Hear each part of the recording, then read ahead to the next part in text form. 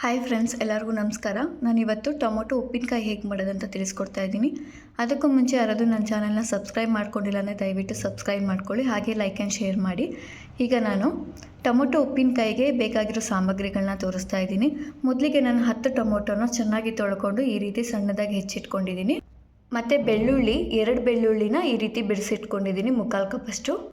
ಖಾರಕ್ಕೆ ತಕ್ಕಂತೆ ಖಾರದ ಪುಡಿ, ಮತ್ತು ಸ್ವಲ್ಪ ಮೆಂತ್ಯ, ಮತ್ತು ಸ್ವಲ್ಪ ಸಾಸಿವೆ, ಮತ್ತು ಚೂರು ಹುಣಸೆಹಣ್ಣು, ಒಗ್ಗರಣೆಗೆ ಕರಿಬೇವು, ಮತ್ತು ಬ್ಯಾಡಗೆ ಮೆಣಸಿನ್ಕಾಯಿ ಸ್ವಲ್ಪ ತೊಗೊಂಡಿದ್ದೀನಿ.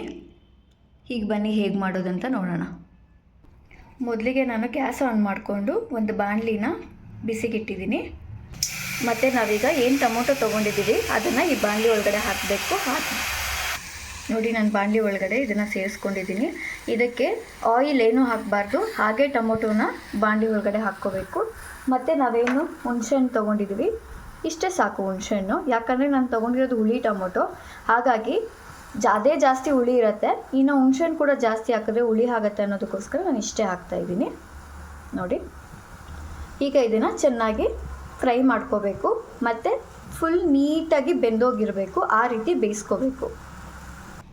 ನೋಡಿ, ಈ ಥರ ನೀಟಾಗಿ ಮಿಕ್ಸ್ ಮಾಡಿಕೊಂಡು ಇದನ್ನು ಒಂದು ತಟ್ಟೆ ಮುಚ್ಚಿಟ್ಬಿಟ್ಟು ಒಂದು 15ರಿಂದ 20 ನಿಮಿಷದವರೆಗೂ ಚೆನ್ನಾಗಿ ಬೇಯೋದಕ್ಕೆ ಇಡೋಣ.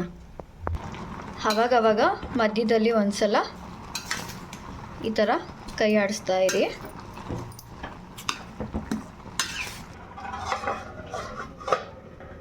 ಓಪನ್ ಮಾಡಿ ನೋಡೋಣ ಎಷ್ಟು ಬೆಂದಿದೆ ಅಂತ. ನೋಡಿ, ಒಂದು ಅರ್ಧ ಭಾಗದಷ್ಟು ಬೆಂದಿದೆ. ಮತ್ತು ಇನ್ನೊಂದು ವಿಷಯ, ಇದು ಟೊಮೊಟೊಗೆ ಯಾವುದೇ ಕಾರಣಕ್ಕೂ ನಾವು ನೀರು ಆ್ಯಡ್ ಮಾಡಬಾರ್ದು.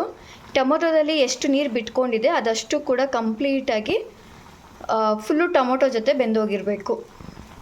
ಈಗ ನಾವು ಒಂದು ಸಲ ಮಿಕ್ಸ್ ಮಾಡ್ಕೊಳ್ಳೋಣ. ಮತ್ತು ಈಗ ಒಂದು 10 ನಿಮಿಷದವರೆಗೂ ಲೋ ಫ್ಲೇಮಲ್ಲಿ ತಟ್ಟೆ ಮುಚ್ಚಿಬಿಟ್ಟು ಬೇಯಿಸ್ಕೊಳ್ಳೋಣ. ಟೊಮೊಟೊ ಬೆಂದಿದೆ, ಇದನ್ನು ಹಾರಕ್ಕಿಟ್ಟಿದ್ದೀನಿ. ನಾನೊಂದು ಒಗ್ಗರಣೆ ಹಾಕೋ ಪ್ಯಾನ್ ತೊಗೊಂಡಿದ್ದೀನಿ. ಇದಕ್ಕೆ 1/4 ಸ್ಪೂನಷ್ಟು ಸಾಸಿವೆ, ಮತ್ತು 1/4 ಸ್ಪೂನಷ್ಟು ಸ್ವಲ್ಪ ಡ್ರೈ ರೋಸ್ಟ್ ಮಾಡ್ಕೋಬೇಕಾಗುತ್ತೆ ಸ್ಟವ್ ಮೇಲೆ. ನೋಡಿ, ಈ ರೀತಿ ಸ್ವಲ್ಪ ಕಾದರೆ ಸಾಕು, ಜಾಸ್ತಿ ಏನು ಕಪ್ಪಾಗೋ ಅಷ್ಟೇನು ಬೇಡ, ಸುಮ್ಮನೆ ಸ್ವಲ್ಪ ಕೆಂಪಗಾದರೆ ಸಾಕು. ನೋಡಿ, ಇದನ್ನು ಮಿಕ್ಸಿಗೆ ಹಾಕ್ಕೊಳ್ತಾ ಇದ್ದೀನಿ. ಇದನ್ನು ಸ್ವಲ್ಪ ಪೌಡರ್ ಮಾಡ್ಕೋಬೇಕಾಗತ್ತೆ. ನಾವೇನು 1 ಕಪ್ಪಲ್ಲಿ ಬೆಳ್ಳುಳ್ಳಿ ತೊಗೊಂಡಿದ್ದೀವಿ, ಅದರಲ್ಲಿ ಅರ್ಧ ಕಪ್ಪಷ್ಟು ಬೆಳ್ಳುಳ್ಳಿನ ನಾನು ಜಾರ್ಗೆ ಹಾಕ್ಕೊಳ್ತಾ ಇದ್ದೀನಿ. ಟೊಮೊಟೊನ ಬೇಯಿಸಿಟ್ಕೊಂಡಿದ್ದೀವಲ್ಲ, ಅದನ್ನು ಆರಿಸ್ಕೊಂಡಿದ್ದೀವಲ್ಲ, ಅದನ್ನು ಮಿಕ್ಸಿ ಜಾರ್ಗೆ ಹಾಕ್ಕೊಳ್ತಾ ಇದ್ದೀನಿ. ಖಾರದ ಪುಡಿ ಹಾಕ್ಕೊಂಡಿದ್ದೀನಿ, ಮತ್ತು ಉಪ್ಪು. ಇದನ್ನು ನಾವೀಗ ರುಬ್ಕೋಬೇಕು.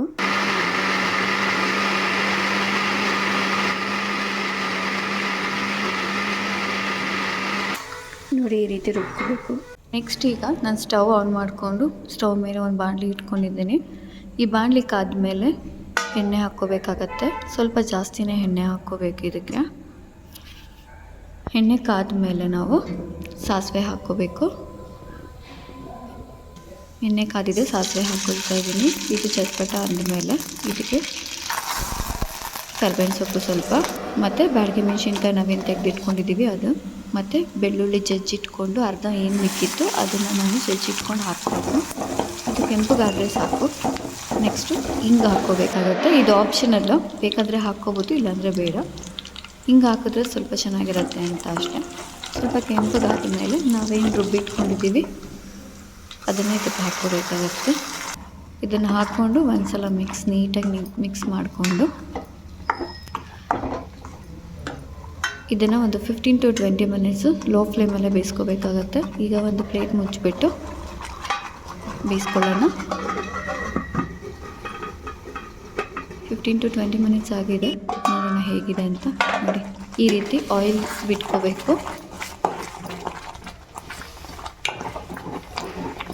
ನೋಡಿ, ಈಗ ಆಗಿದೆ. ನೀವು ಒಂದು ಸಲ ಮನೇಲಿ ಟ್ರೈ ಮಾಡಿ ಹೇಗಿತ್ತು ಅಂತ ಕಮೆಂಟ್ ಮಾಡಿ. Thank you.